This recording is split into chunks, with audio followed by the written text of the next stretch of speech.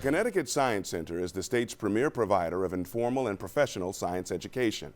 I'm Eric Clemons for Comcast Newsmakers at the Infinity Music Hall and Bistro in downtown Hartford.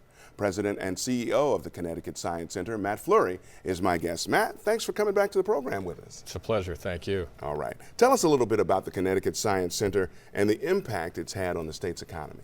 Well, the Science Center has become one of the premier destinations here in the state of Connecticut for families from throughout the state and beyond. So we're a significant employer here in the capital city and obviously create a lot of jobs in a direct sense, but we also add to the quality of life, which makes this a good place to live, which is fundamental to an economy. And long-term, what we're doing is inspiring the next generation of innovators and engineers and scientists who are going to drive our economy forward. How's the Science Center working with educators to support the state's science standards? Well, that's a very important part of what we do. People know the Science Center for the front door. You come to a museum, to the Science Center, you have that experience with the exhibits, the interactive hands-on experience of getting into science in a direct and relatable way that brings science home to kids in an enjoyable setting, which, let's face it, doesn't always happen at school. But what we're also doing on the other side of it is working directly with teachers so that over 1,000 teachers a year have the experience of learning from our team how you can make science resonate in the classroom and how you can do that in a way that's directly aligned with the curricular requirements that we have for our public schools throughout the state.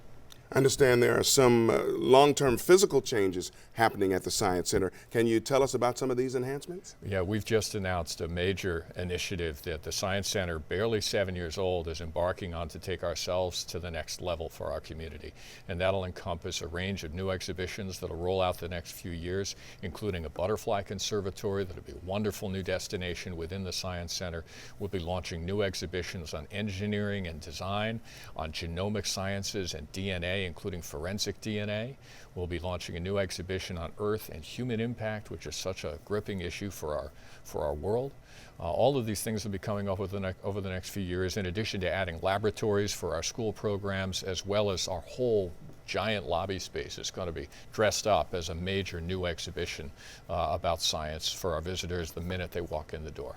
And for those who might not have visited museums lately, they're not like, say, when I was a kid, everything's behind glass and you kind of get to it's more interactive, isn't it? Yes, that's right, Eric. And there are museums that are like that, where it's a passive experience, and they're very beautiful. An art museum, for example, you're not going to touch the Picasso. Exactly. And there are collections of things, artifacts that are hands-off. But the Connecticut Science Center and science centers of our nature are deliberately hands-on. There is really nothing at the Science Center you can't get your hands on, because that's what it's all about.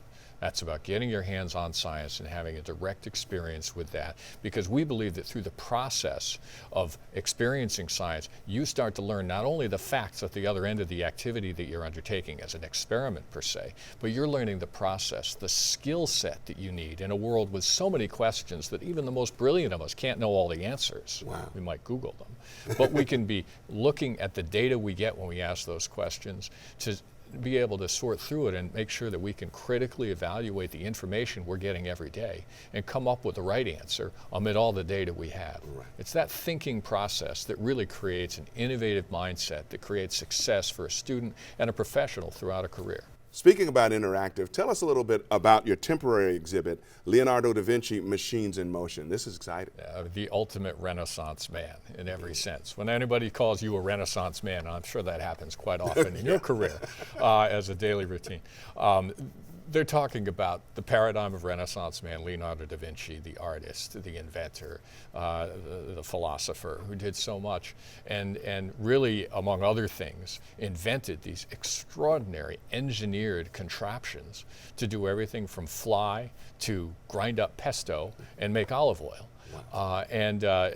We've got an exhibition which is a recreation based on Leonardo da Vinci's designs for all of these things at the Science Center that are very realistic. You can get your hands on them, you can maneuver them, and see how they operated. And you get inside the mind of this man in an extraordinarily intimate and direct way. And it's inspiring, first of all, to imagine that there was a man this long ago talking about an odometer, and he made one. It looks a little like a wheelbarrow, oddly enough, and it involves marbles and a lot of muscle strength, from what I can tell. But these are wonderful contraptions. The exhibition is at the Connecticut Science Center in the St. Francis Care Traveling Exhibit Hall throughout this year, through calendar 2016. People are coming in droves to see it, and I hope you will, and I hope that all your audience will as well. Matt, thanks so much for being with us on the program today. Thanks for the opportunity. And thank you for watching this edition of Comcast Newsmakers. I'm Eric Clemons, and we'll see you next time.